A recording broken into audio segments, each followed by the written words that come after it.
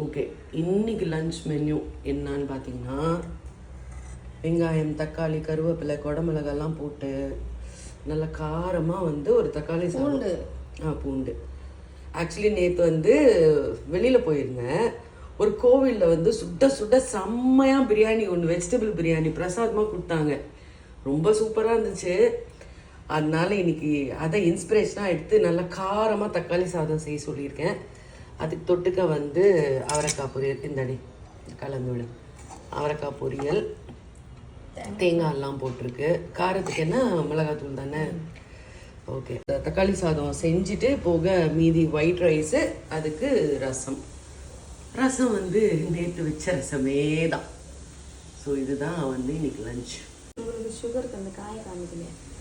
இது வந்து டைம் பாஸ்க்கு சாப்பிட்றதுக்கு சக்கரவள்ளி கிழங்கு வேக வச்சு வச்சிருக்கா.